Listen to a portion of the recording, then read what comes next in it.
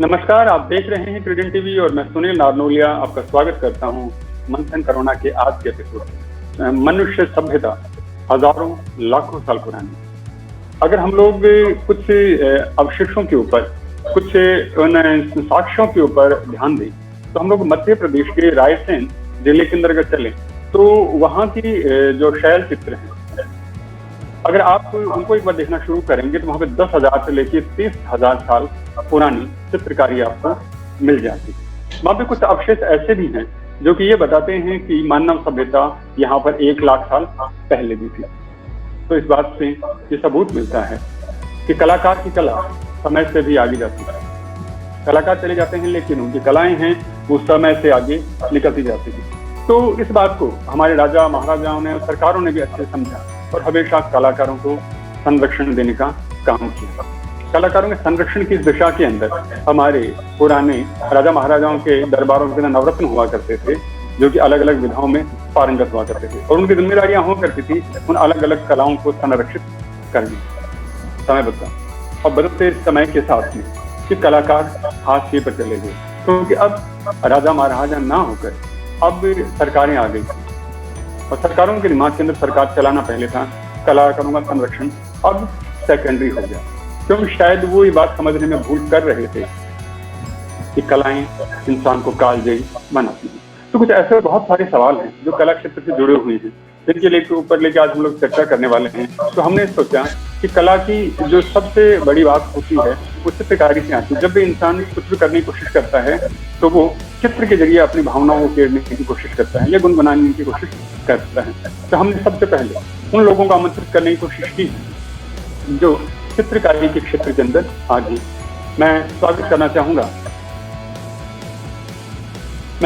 चाहूंगा पद्मश्री शाक्य रेली जी का, जो कि माइस्ट्रो पेंटर हैं। मैं स्वागत करना चाहूंगा पद्मश्री तिलक जतई जी का, जो कि माइस्ट्रो पेंटर हैं। और मैं स्वागत करना चाहूंगा शिल्प गुरु श्री नंदकिशोर वर्मा जी का। आप सभी लोग मिनिएचर आर्ट के पुरोधा हैं और आप देख रहे हैं जिस तरह का लॉकडाउन का दौर हुआ है, इससे बहुत सारी चीजें बदल गई हैं। इंसान भी कैद है, साथ में कलाएं भी कैद हैं। क्यों? क्योंकि ना तो एग्जीबिशन हो सकती हैं, ना ऑडिटोरियम खुले हैं, ना ही थिएटर खुले हैं। तो ऐसे हालात के अंदर कुछ बातें बदली सी नजर आती है। तो इस लॉकडाउन ने, कोरोना ने हमारे जीवन पर क्या प्रभाव डाला, किस तरह से कलाकारों की कला को प्रभावित किया, इन्हीं सवालों के जवाब है वो हम आपसे जानने की कोशिश।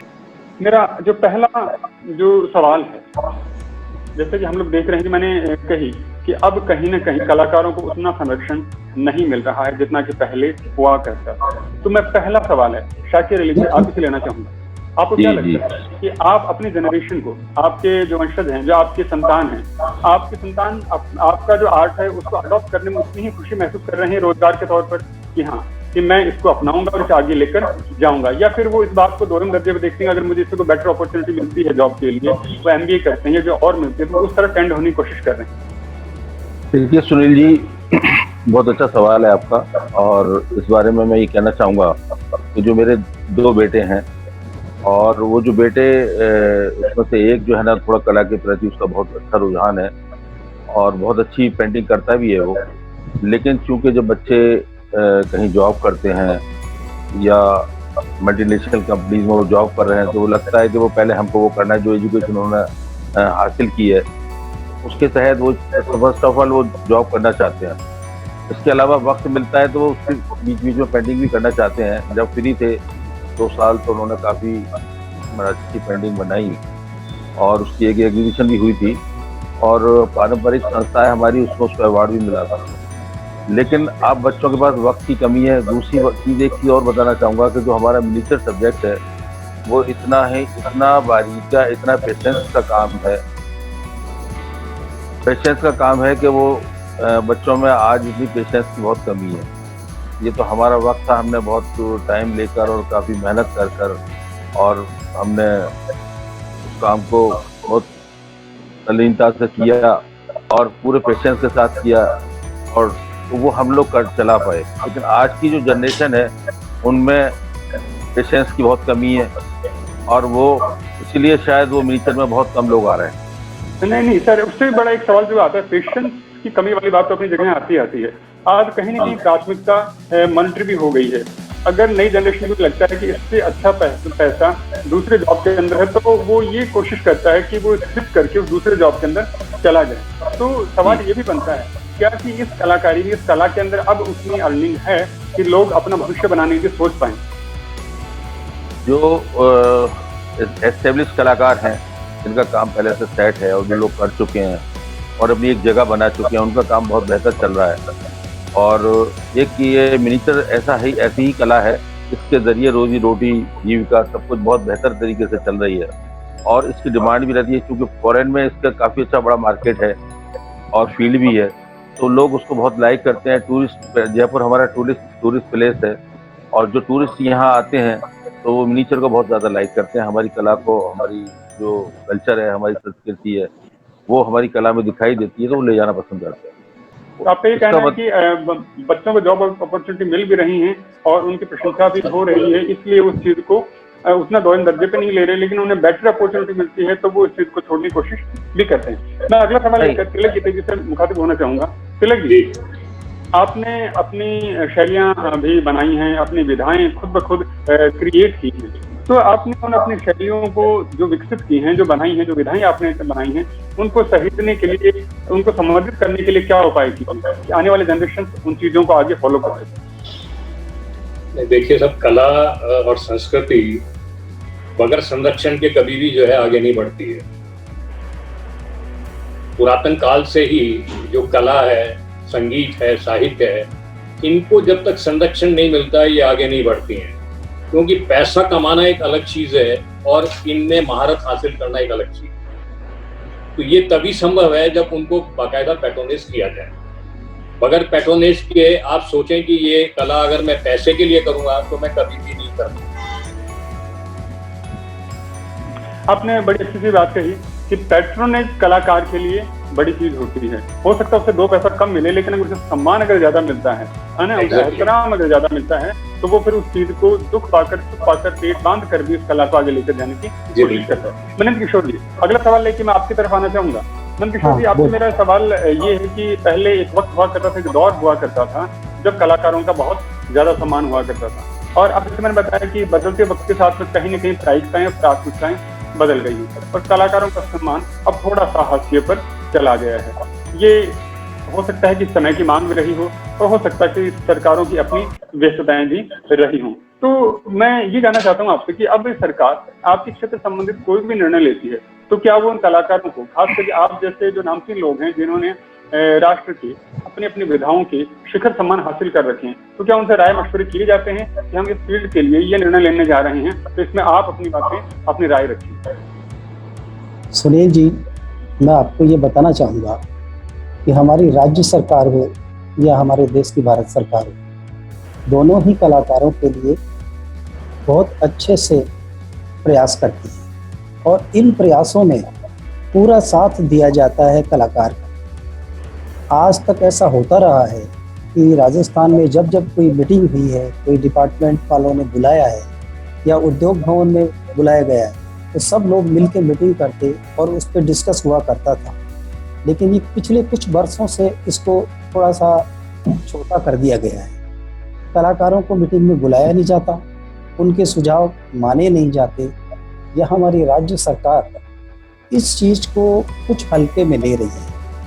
कलाकार रात दिन मेहनत करता है, अपने काम को विकास करता है, गृह उद्योग को पनपा रहा है और सीधा देखिए घरों में उद्योग का जो दर्जा है, आज गृह उद्योग ऐसा है हमें पलायन नहीं करने देता। आज हम कोरोना काल में ये देख रहे हैं कि लोग पलायन कर रहे हैं, इधर से उधर चले जा रहे हैं। हमारे काम और हमारे कामगार, हैंडीक्राफ्ट से हो या हैंडलूम से, सब लोगों ने इतना काम किया है कि घरों में उनको घर से बाहर जाना नहीं पड़ा और अपने घर में काम को इतना उन्नत कर दिया कि आज राजस्थान में अनेक नेशनल अवार्डी भी हैं, शिल्प गुरु भी हैं और पद्मश्री से सम्मानित लोग भी हैं। हमारी भारत सरकार से यही प्रार्थना है कि इस काम को, इस दौर में जो आज कठिनाई का दौर है कलाकारों के लिए, कुछ ऐसा सोचे कि उनको थोड़ा सा संबल दिया जाए, थोड़ा सा सहारा दिया जाए, तो हो सकता है कि ये समय भी निकल जाएगा और कलाकार तो कलाकार है, भूखा रहकर भी कलाकारी नहीं छोड़ता। जैसा सुनील जी आपने भी कहा कि गुफाओं में भी चित्र बनाए, आदिम युग से बने आ रहे हैं। लेकिन जब अजंता का काम हुआ और अजंता एलोरा की गुफाओं में जो चित्रकारी हुई है वो राजाओं के आश्रय में ही फली हुई है, उसका विकास हुआ। आज भी ऐसी कोई कमी नहीं है, बहुत सारे धनाढ्य परिवार हैं, राजघराने भी हैं और हमारे उद्योगपति भी हैं जो अपने घरों में इन चीज़ों को लेकर सजावट करते हैं, उनको दिल से लगा के रखते हैं। विदेशी नहीं, हमारे देश में भी कला के कद्रदानों की कमी नहीं है। कमी है तो इसे प्रचार प्रसार की, जो जन जन तक पहुंचता नहीं वो नहीं पहुंच पा रहा, व्यावसायिकता हावी हो जाती है। आज किसी भी कलाकार के पास अगर कहीं धन की कमी आती है, अगर वो बैंक की तरफ देखता तो बैंक ये पूछता क्या तुमने MSMA से ट्रेनिंग ली है, क्या IICD से पढ़ाई की है। तो हमारे जैसे जो कलाकारों के पास बच्चे सीख के गए हैं काम और मेहनत कर रहे हैं, उनके पास वो डिग्रियां नहीं होती, वो डिप्लोमा नहीं होते, तो उन्हें किसी तरह की आर्थिक मदद भी नहीं मिलती। अब कला एक ऐसी चीज है कि इसकी साधना में समय बहुत लगता है। जैसा शाकिर भाई ने कहा कि आदमी में संयम की जरूरत है। आज एक छोटा सा कपड़े का टुकड़ा मान लीजिए 4 फीट बाई 4 फीट का मैं लेके और इसमें 4 महीने काम करता हूँ, तो 4 महीने तक मुझे अपना घर चलाने के लिए पैसों की आवश्यकता होती है। इन चीज़ों को अगर हमारी सरकारें थोड़ा सा समझें कि इन कलाकारों को भी आसान ऋण उपलब्ध किए जाएं। आज के 15 साल पहले ऐसी योजनाएं आई भी थी कि उन कलाकारों को बैंकों से ऋण उपलब्ध कराए गए और वो उन्होंने उस काम को निरंतर आगे बढ़ाते चले गए, जिसके परिणाम भी अच्छे आए। हमारी अगली पीढ़ियों के बच्चे भी इसमें मन से सीख रहे हैं, काम कर रहे हैं। और आज मैं ये पूरे दावे से कह सकता हूँ कि पेंटिंग में जो आज के 30 साल पहले काम होता था, आज उससे 30 गुना ज़्यादा बेहतर करने की क्षमता है। बेहतर करने की क्षमता, बहुत बहुत अच्छी सी बात कही है नंद किशोर जी। आपने ये क्षमता, एक मिनट सुनिए जी, ये क्षमता इसीलिए पैदा हुई है कि हमारी पीढ़ी के लोगों ने निरंतर बगैर लाभ हानि को देखे काम किया, काम की प्रगति की और ऐसे कंपटीशन फाइट किए हैं कि भारत सरकार में जब नेशनल अवार्ड के लिए सिलेक्शन मीटिंग होती है तो 300 कलाकृतियाँ जिसमें हैंडीक्राफ्ट के सभी प्रकार की होती है, उनमें से सेलेक्ट करने के बाद 15 पीस निकाले जाते हैं सिर्फ, और उन्हीं को चयन के लिए फिर आगे भारत सरकार के पास भेजा जाता है। अभी मैं चाहूँगा आपसे कि आप भी अपने चैनल के माध्यम से कहें, हमारी वस्त्र मंत्रालय की मंत्री हैं श्रीमती स्मृति ईरानी जी, एक महिला होने के नाते मैं उनसे बहुत उम्मीद करता हूँ कि हैंडीक्राफ्ट और हैंडलूम को वो थोड़ा सा प्यार से और उसको ऐसे ढंग से ले कि इन लोगों को घर बैठे जो काम मिल रहा था वो मिलता रहे और एक्सपोर्ट की भरपूर संभावनाएं हैं। आगे आप चलिए, आपने बड़ी अच्छी सी बात कही कि जाहिर सी बात है कि पहले भी थोड़ी सी तो अनदेखी सी चली रही थी और इस अनदेखी में एक कोर्ट में खुजली का जो काम किया है इस कोरोना ने किया है। समस्याएं पहले भी थी कलाकारों के साथ में और उन समस्याओं में और समस्या आ गई है इस कोरोना की वजह से। अब एग्जीबिशन नहीं कर सकते हैं, अब ऑडिटोरियम बंद हैं और सारी समस्याएं हो रही हैं। तो ऐसे के अंदर क्या हालात हो रहे हैं, इसी सवाल को लेकर मैं शाकिर अली जी आपसे पूछना चाहूंगा कि इस लॉकडाउन ने कलाकारों की जिंदगी को किस तरह से प्रभावित किया है, उनके काम को लेकर, उनकी सोच को लेकर किस तरह से प्रभावित किया, इसके बारे में थोड़ा प्रकाश करें। देखिए, पैंडेमिक जो है ना, ये अक्सर आती रही है और पहले भी होती रही हैं, बीमारियां फैली हैं, महामारियां फैली हैं, लेकिन इस बार जो आया है ये तो बहुत पूरे वर्ल्ड लेवल का है, पूरी दुनिया ने देखा है। और इसकी वजह से जो भय व्याप्त हुआ, जो डर पैदा हुआ कलाकारों में, क्या हर इंसान में, उसने ज़्यादातर लॉकडाउन में अपने घर में रहकर वक्त गुजारा। तो यहाँ कुछ चीज़ें तो बहुत पॉजिटिवली अगर हम देखें तो बहुत अच्छी बेहतर भी काम हुए हैं इस लॉकडाउन के पीरियड में। लोग जो है ना अपने घर में रहकर जो वक्त अपने बच्चों को नहीं दे पाते थे, जो अपनी फैमिली को नहीं दे पाते थे, उन्होंने इस लॉकडाउन में अपने बच्चों के साथ सांप सीढ़ी और लूडो वगैरह खेले और बच्चों के साथ अच्छा सा वक्त गुजारा। एक ये चीज़ रही, अपनी फैमिली के साथ वक्त गुजारा, अपने परिवार के साथ, अपनी वाइफ के साथ वक्त गुजारा और बहुत उसको सोचने का मौका मिला, जो अक्सर आदमी आजकल की आवाधावी में सोच नहीं पाता जनरली। तो ये एक पॉजिटिविटी रही। दूसरा राहत सवाल हम जिक्र आपने करा है कि जो कलाकारों पर कला पे क्या असर पड़ा। क्या शुरू में तो हम लोगों ने हम जी असर ये पड़ा कि लोग अपने घर में रहे, कुछ लोगों ने भय के डर से कुछ भी नहीं किया और वो अपने घर में ज़्यादा वक्त देते रहे। लेकिन जब थोड़े थोड़े इसके हैबिचुअल हो गए उसके बाद उन्होंने कला पे भी ध्यान दिया। कुछ लोगों ने इस कोरोना को लेकर काफ़ी पेंटिंग रची, काफ़ी पेंटिंगें बनाई लोगों ने और उसका देखने में भी मिल रही हैं। काफ़ी लोग उस फेसबुक पे भी डाल रहे हैं, सोशल मीडिया पे भी देखने को मिलती हैं।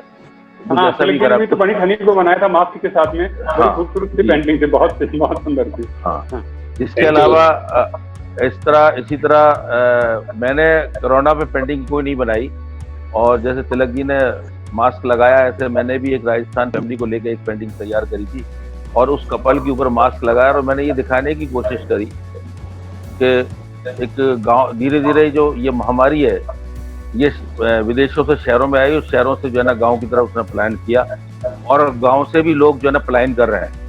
तो वो एक पीड़ा थी, एक दुख था जो वो गांव के लोग दिखाया मैंने उसको। तो वो लोगों ने अपने अपने अलग ढंग से सोचा और भी बहुत सारी पेंटिंग लोगों ने बनाई। लेकिन हाँ ये है कि इस पीरियड में हमें एक अच्छा सोच, एक अच्छा नजरिया, एक दृष्टिकोण बनाने का मौका मिला और इसने बहुत कुछ हम लोगों ने सीखा, बहुत कुछ उसके ऊपर मंथन किया और ये नतीजा निकाला कि जीवन में सब कुछ आपाधापी या भागा दौड़ नहीं होती है।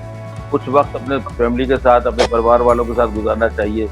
या वो लोग जो हमारे ऐसे जो बचपन के साथी थे, कुछ लोग ऐसे थे जो हमारे साथ में उन्होंने जिंदगी बसर करी थी, बड़े हुए थे, खेले थे, कूदे थे, उनका बड़ा ख्याल आया, उनसे संपर्क हुआ, उनसे कॉन्टेक्ट हुआ।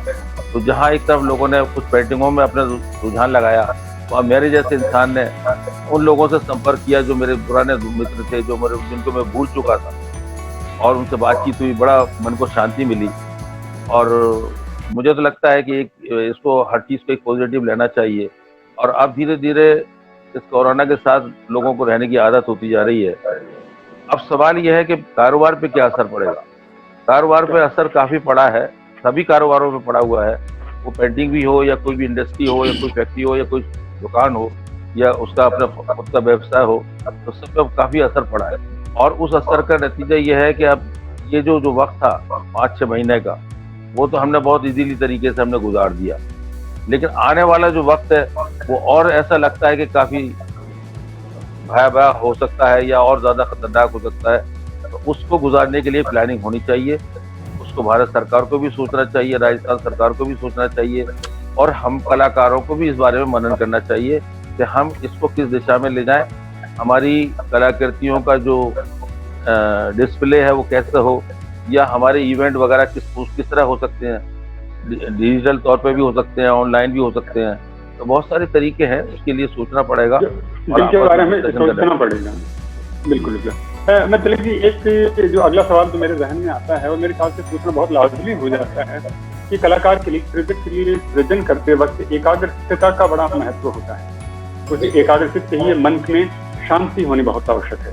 और कोरोना के कालखंड में शांति तो बहुत दूर की चीज है। हम तनाव की तरफ बढ़ रहे हैं, हम इस एक अवसाद की तरफ भी बढ़ने की कोशिश कर रहे हैं कि आगे आने वाले कल में क्या होगा, कब तक ये पैंडेमिक चलेगा, कितना लंबा वक्त गुजरेगा, हमारे व्यापार हो, हमारे कारोबार हो, हमारे परिवार हो, किस तरह से ये व्यवस्थित होंगे। तो आपसे मेरा ये सवाल है कि ऐसे जो माहौल के अंदर है, एक कलाकार के मानसिक किस एक कलाकार हैं जो खास करके मैं मिनीचर आर्ट की ही बात करूँ, पेंटिंग की बात करूँ, तो पेंटर लोग हैं वो अपने दिमाग पे किस तरह का दबाव महसूस कर रहे हैं, उसके बारे में थोड़ा सा प्रकाश डालिए। काफी देखिए इसमें गिरावट आई है और एक सोशल लाइफ ही चेंज कर दी था इसने। और अभी इतना जल्दी मैं नहीं समझता हूँ कि शायद उसका क्योर हो पाएगा। और उस बीच में देखिए बेचना मुश्किल हो गया, बनाना भी तभी इसीलिए कम हो गया कि आदमी बनाएगा तो बेचेगा कहाँ। सबसे बड़ी बात यह कि मार्केटिंग जो है वो ऑल ओवर द इंडिया नहीं, वर्ल्ड में भी जो है जहाँ हमारा सामान जाता था बाहर भी विदेश में, वो सभी लोग इससे ग्रसित हैं।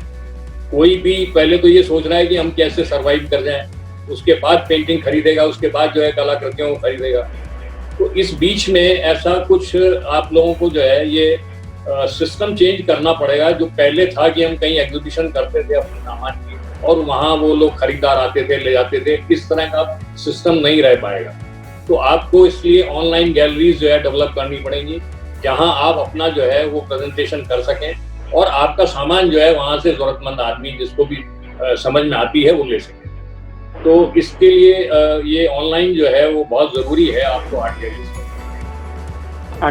और दूसरा सवाल जो मैं आपसे ये भी करना चाहूंगा कि मानसिक शांति को, जैसे मैंने अभी जिक्र भी किया कि कलाकार की आवश्यक है कि वो, उसके बारे में क्या कहना चाहेंगे?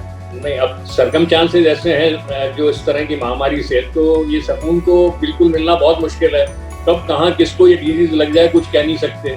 इसलिए क्योर करते करते भी जो है ये डर तो लाता है दिमाग में कि कहीं जो है हम लोग जो है इसमें लपेटे में ना आए। तो ये तो मानसिक शांति तो जो है काम करते हुए रहती है हम लोगों की, वरना तो क्रिएशन ही नहीं होगा। पर ये तो एक डर है ही सब दिमाग में कि कहाँ जाना है और कहाँ नहीं जाना है और क्या करना है और क्या नहीं करना। बिल्कुल, आपने बड़ी अच्छी सी बात कही। आज हम देखिए ना, मीटिंग भी इसी तरह से इसीलिए कर रहे हैं, नहीं तो बैठ के करते हैं तो सही बात है, आपने दुरुस्त फरमाया। पैंडेमिक वाला मामला नहीं होता तो हम लोग आमने सामने बैठ के रूबरू सारी मीटिंग कर रहे होते, लेकिन अब लिमिटेशन है हमारे लिए कि हमें टेक्नोलॉजी तो काम में लेनी पड़ेगी जरूर। टेक्नोलॉजी तो काम में लेनी ही पड़ेगी। मैं अगला सवाल लेके एक बार नंद किशोर जी से फिर जुड़ना चाहूंगा। नंद किशोर जी, सारी जो कलाएं हैं वो गुरु शिष्य परंपरा के जरिए ही जीवित रहती हैं। अगर हम लोग अध्यात्म की बात कर ले, चाहे हम कला की बात कर लें या फिर हम नॉलेज की बात करें, ज्ञान हो चाहे विज्ञान हो चाहे कला हो, हर जो है उनके अंदर कलात्मक दृष्टि से देख लीजिए और किसी दृष्टि से देख लीजिए, गुरु शिष्य परंपरा ही जीवित रखती है। लेकिन अब टेक्नोलॉजी के दौर के अंदर कुछ चीजों का ऑल्टरनेट तो हमें मिल चुके हैं। कहने का मतलब है कि हो सकता है विज्ञान हम लोग कंप्यूटर से पढ़ लें, हो सकता है मैथमेटिक्स से हम लोग कंप्यूटर से पढ़ लें, हो सकता है कि हम लोग हिस्ट्री भी मैथमेटिक्स से कंप्यूटर से पढ़ लें।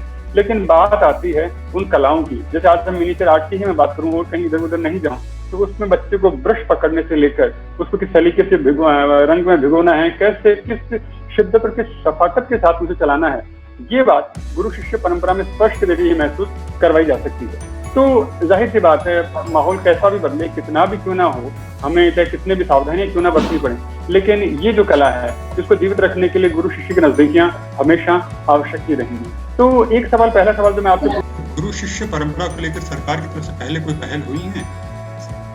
सुनील जी, ऐसा है कि गुरु शिष्य परंपरा हमारी जो भारत सरकार का डिपार्टमेंट है, DCH, development commissioner of handicraft, उनके द्वारा चलाई जाती है। और इसमें एक कलाकार को जो नेशनल अवार्डी है या स्टेट अवार्डी है या नेशनल मेरिट अवार्ड लिए हुए, उनको ये मौका दिया जाता है कि वो कुछ बच्चों को ट्रेनिंग दे, कम से कम 10 हों और अभी आज के टाइम में कम से कम 20।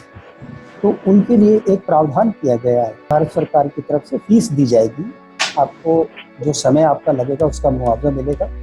बच्चों के लिए कुछ ये समझ लिए मेहनताना मिलेगी ताकि उनको चाव बना रहे और उसमें लगने वाला पैसा उसको अपनी जेब से न लगाना। दूसरा, आपको स्टूडियो का किराया भी दिया जाता है। ये भारत सरकार की हमारी शिष्य गुरु परंपरा योजना है जो काफ़ी लंबे समय से चली आ रही है। ये नेशनल अवार्डी भी इस काम को कर सकते हैं और शिल्प गुरु भी कर सकते हैं। ये चीज़ हमारे राजस्थान में कभी इस रूप में थी कि यहाँ भी इस तरह का माहौल था, लोग काम सीखने के लिए बच्चों को भेजते थे और मन में यही ख्याल आता था कि कुछ साल बाद ये कमाने लायक हो जाएगा। कि देखिए, कलाकार को एक ही सहारा चाहिए कि जब वो कला साधना में रत है तो उसके जीवन यापन का ख्याल सरकार करे। अब राजाओं का राज तो है नहीं कि वो करें, लेकिन उस कलाकार की वजह से ही जो हमारा पर्यटन क्षेत्र फलता फूलता है। विदेशी आते हैं, लाखों डॉलर हमारे देश पे खर्च करके चले जाते हैं, कलाकृतियाँ खरीदते भी हैं और उसी से हमको जो एक आय होती है उससे भारत सरकार हो या राजस्थान सरकार हो या हमारे लोकल जयपुर की हो, सबको ही सहारा मिलता है। मैं अगला सवाल एक बार फिर शाकिर अली जी से मुखातिब होना चाहूँगा। शाकिर अली जी, सृजन स्वतंत्रता का नाम है और कलाकारों की स्वतंत्रता सदा ही बाधित की जाती रही। ये कोई आज नहीं है कि अभी से ही रही हो, हमेशा हर काल खंड में ही हमेशा शासकों ने यही कहा है कि सृजन उनके लिहाज से हो कि उनकी कालजयी छवियां बन सके, आने वाले समाज के अंदर, आने वाले समय के अंदर लोग उन चीजों को देखें और उनको तवज्जो दें। तो इसी बात को लेकर मैं आजकल की जो वर्तमान जो समय चल रहा है उसके अंदर भी क्या लगता है, कलाकारों को अपनी भावाभिव्यक्ति की पूर्ण स्वतंत्रता है या उसके अंदर कोई पाबंदियां हैं? असल में जो कलाकार होता है, सही मायनों में कलाकार होता है, वो कहीं बंद के काम नहीं करता या किसी की इच्छाओं के अनुसार काम नहीं करता। वो स्वतंत्र रूप से काम करना चाहता है और एक कलाकार को स्वतंत्र होना चाहिए और उसको बांधना नहीं चाहिए, उसको सीमाओं में नहीं बांधना चाहिए, उसकी एक अपनी फ्रीडम होनी चाहिए। जब वो कोई कलाकृति की रचना करता है तो वो अपने आप को, उसका एक उद्वेग होते हैं, उसका एक सोच होता है, एक नज़रिया होता है, एक दृष्टिकोण होता है, उसको लेकर वो अपनी जो कल्पना को जो है ना संजोता है, उसकी संरचना करता है और जो सृजन करता है, तो वो उसकी एक अपनी अभिव्यक्ति होती है अपने विचारों की, जिससे वो समाज को एक चीज़ देना चाहता है। लेकिन अगर हम सीमाओं में बांधने की कोशिश करेंगे या हम चाहेंगे कि हमारे हिसाब से, या कोई भी चाहेगा कि हमारे हिसाब के अनुसार कोई कलाकार करे, तो वो कलाकार नहीं हो सकता। कलाकार को स्वतंत्र रूप से काम करना चाहिए और जो वो फील करता है अपने सराउंडिंग में फील करता है, क्योंकि बहुत संवेदनशील होता है कलाकार, तो वो अपनी संवेदनाओं को अभिव्यक्त करने के लिए जो भी रचना रचता है उसका सम्मान करना चाहिए, उसके लेसन को समझना चाहिए। ये एक अच्छी कलाकारी की पहचान है। बहुत बहुत अच्छी सी बात कही। समय की पाबंदियां मुझे रोकती हैं, इसलिए मैं एक अंतिम सवाल में तिलक जितई जी से लेना चाहूंगा। तिलक जी, हमेशा शासक स्वयं को लेकर बड़े स्वयं मानते रहे हैं और उनको जो लगा उस लिहाज से निर्णय वो लेते रहे। मेरे पीछे का ही वाकया याद आता है, आपके मिनीचर आर्ट को लेकर याद आता है। जहाँ तक मेरा जो तजुर्बा है और जो मेरी जो नॉलेज है कि आप लोगों में जो ब्रशेज हैं वो गिलहरी की जो बाल होते हैं, पूंछ के बाल होते हैं, उनसे बनाए जाते हैं। और अब हुआ क्या कि मेनका गांधी जी को जैसे ख्याल आया और उन्होंने जैसे नियम बना दिया कि आप किसी भी तरह से किसी भी पशुओं को उनको हानि नहीं पहुंचा सकते। उन्होंने पाबंदी तो लगा दी कि आपने हानि नहीं पहुंचा सकते, लेकिन उन्होंने इस बात का ख्याल नहीं किया कि उस नहीं हानि पहुंचाने की वजह से ही दूसरा जो कला जगत है उसके ऊपर कितनी हानि होने वाली है। हम ये नहीं कहते कि पशुओं का मारो, अत्याचार करो, लेकिन सवाल ये है कि क्या उनका कोई ऑल्टरनेट भी दिया जाता है क्या? तो मेरा आपसे जो सवाल वो ये है कि अक्सर इस तरह की बातें होती रहती हैं, तो आप सरकार से कोई मैसेज देना चाहेंगे आप इस मंच के जरिए कि वो कोई भी घोषणा करने से पहले उसका एक ऑल्टरनेट है वो जरूर तैयार रखे। हम उनकी सारी बातों को अक्षर मानने के लिए तैयार हैं, लेकिन उसका ऑल्टरनेट हो। अगर आज आपको गिलहरी के पूंछ के बाल नहीं मिलेंगे तो जाहिर सी बात है मिनीचर आर्ट के अंदर कहीं ना कहीं कमी आएगी ही आएगी। तो उसका ऑल्टरनेट तो उसको सोचने, हाँ, तो कोई ना कोई ऑल्टरनेट तो होने चाहिए। ये चीज कालाबाजारी बढ़ाती है, जाहिर सी बात है। 2-5 रुपए का आया करता होगा, आज वो 100-200 रुपए में कालाबाजारी बिकता है, ऐसा नहीं कि वो बंद हो जाती है।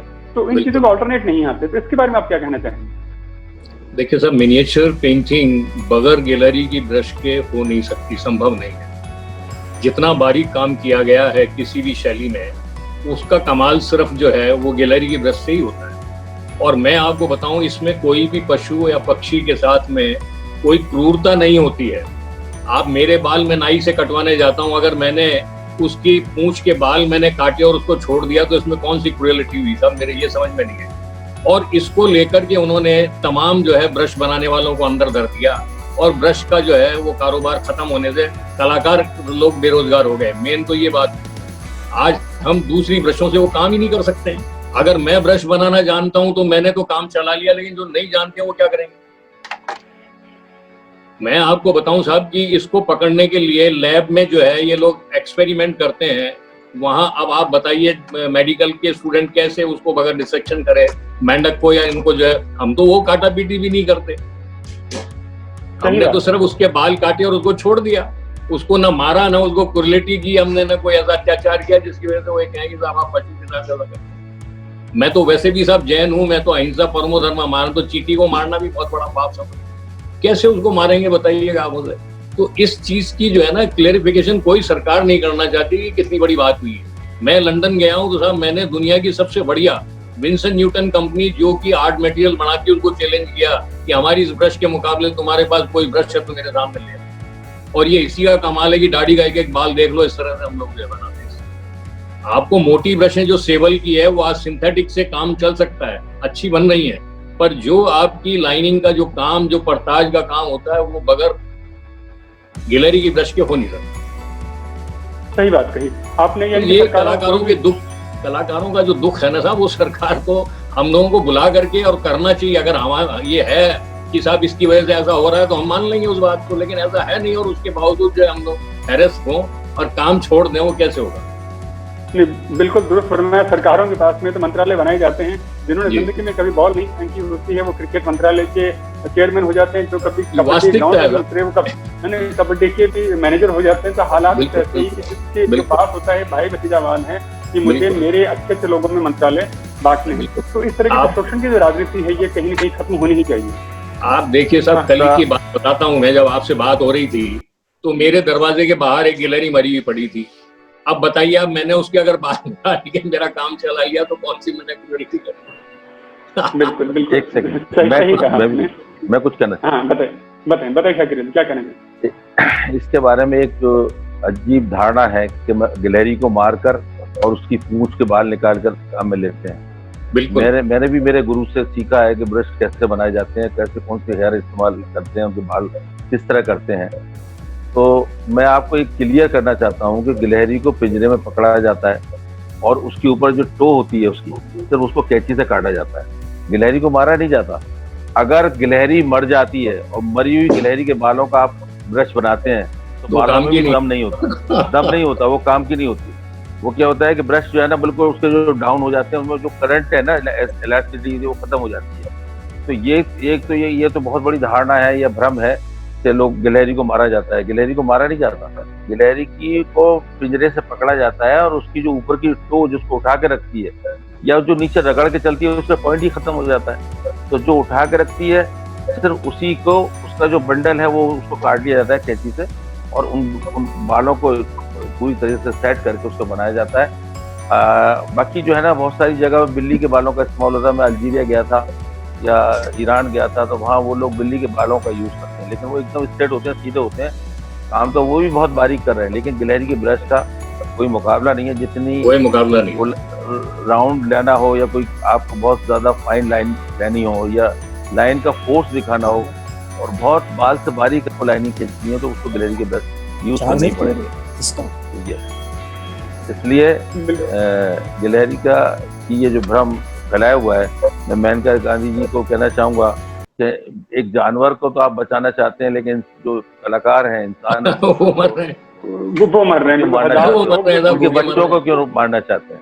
उनके बच्चों क्यों मारना चाहते हैं? बिल्कुल बिल्कुल, ऐसी तार्किक बातों को अनुसरण किए बिना आप सीधे बैठ के डिसीजन ले लेते हैं। आप एसी में बैठते हैं और निर्णय ले लेते हैं कि आपको क्या करना है क्या नहीं करना है। आप उन लोगों से मिलने की कोशिश नहीं करते हैं जो उस फील्ड के हैं, जो उस काल क्षेत्र के हैं। ये बहुत ही गलत सी बात है। लेकिन समय की पाबंदियां, आपसे बातें करने में आनंद भी आ रहा है, सवालों के जवाब भी मिल रहे हैं, लेकिन मुझे समय की पाबंदियां रोक रही हैं। वो कह रही हैं कि मुझे इस शो को आज के लिए यहीं विराम देना होगा। इस विराम देते वक्त मुझे एक बात याद आती है कि राजस्थान की अलवर जिले के अंदर कंकवाड़ी दुर्ग आता है। कंकवाड़ी दुर्ग जो बना था वो अकाल के समय बनवाया था और सवाई राजा जयसिंह प्रथम ने बनवाया था। इस उद्देश्य से बनवाया था कि उस वक्त के लोगों को, चाहे वो कलाकार हो या आम आदमी हो, उनको रोजगार मिल सके। तो मेरी सभी सरकारों से ये निवेदन है कि वो इस घटना को अपने जीवन के अंदर उतारें और अपने कार्यक्रम में लेकर आएं और वो भी कुछ इस तरह की योजनाएं बनाएं कि वो लोग जो इस कोरोना महामारी की वजह से, एक त्रासदी की वजह से अपने रोजगार के जरिए हो और आप आम जीवन के अंदर जो त्रासद महसूस कर रहे हैं उससे बच के निकल सके, उसके लिए उन्हें कुछ न कुछ रोजगार मुहैया करवाए जाएं, उन्हें उनके सर्वाइवल के लिए साधन दिए जाएं। यही एक अच्छे राजा और कुशल नेतृत्व की निशानी होंगी।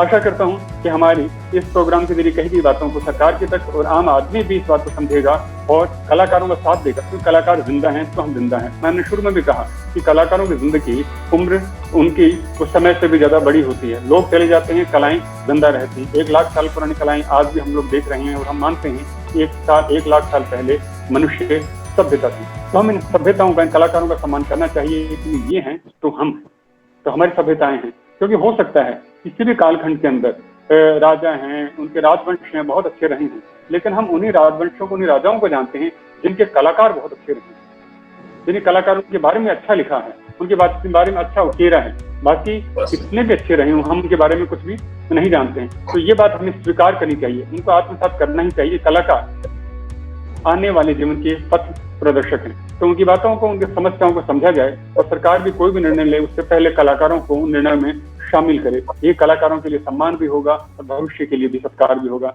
चलिए अगले शो में फिर हम मुलाकात करेंगे। इसी के साथ आगे चाहूंगा। धन्यवाद।